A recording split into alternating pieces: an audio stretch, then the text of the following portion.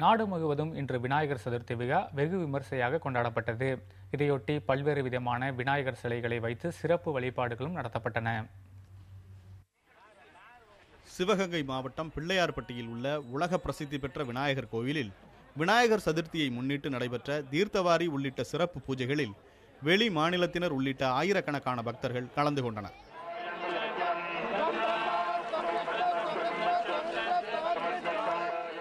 திருச்சி மலைக்கோட்டை விநாயகருக்கு பச்சரிசி, வெல்லம், நெய், ஏலக்காய் ஆகியவற்றை கொண்டு செய்யப்பட்ட 75 கிலோ எடையுள்ள 2 பிரம்மாண்ட கொழுக்கட்டைகள் வைத்து நைவேத்தியம் செய்யப்பட்டது.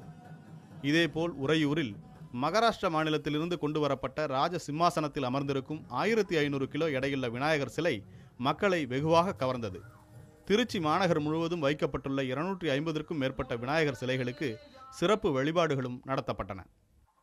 இதேபோல் கும்பகோணம் அருகே உள்ள திருவழஞ்சிலியில் உள்ள சுவேத விநாயகர் தனது மனைவியருடன் எழுந்தருளியுள்ள தலத்தில் திருத்தேரோட்டம் வெகு விமர்சையாக நடைபெற்றது. திண்டுக்கல்லில் 32 அடி உயரமுள்ள சங்கடஹர சதுர்த்தி விநாயகருக்கு சிறப்பு பூஜைகள் நடைபெற்றன. மேலும் அங்குள்ள 108 சிலைகளுக்கு பக்தர்கள் பாலாபிஷேகம் செய்தனர்.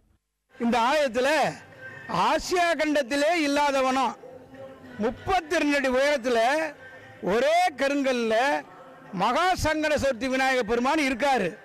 இன்னைக்கு விநாயகர் சதுர்த்தியை முன்னிட்டு பக்தர்கள் தமிழ்நாடு, கேரளா, ஆந்திரா மற்றும் அனைத்து நாடுகளிலிருந்து இன்னைக்கு விநாயகர் சதுர்த்தியை முன்னிட்டு இந்த மகா சங்கட சதுர்த்தி விநாயகரை பார்க்க பக்தர்கள் வந்த வண்ணமாக இருக்கிறார்.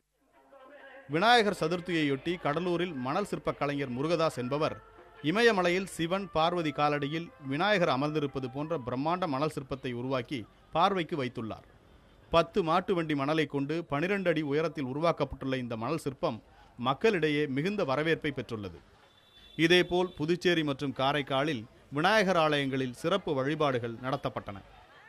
இந்த வருஷத்தில் முதல்ல வர பண்டிகை புலார் சதுர்த்தி தான். புலார் சதுர்த்தி ஒவ்வொரு இந்துக்களும் முறையாக கும்பிட்டு வாழ்க்கையில் வளம் பெறணும் வேண்டிக்கிறோம். நாமக்கல் மாவட்டம் பரமத்தி வேலூரில் உள்ள ஸ்ரீ பஞ்சமுக ஹேரம்ப மகா கணபதி ஆலயத்தில் விநாயகர் சதுர்த்தியை முன்னிட்டு கணபதி யாகம், சிறப்பு அலங்காரம், தன பூஜை, மகா ஆராதனை உள்ளிட்டவை நடைபெற்றன. புதிய தலைமுறைக்காக செய்தியாளர் குழு.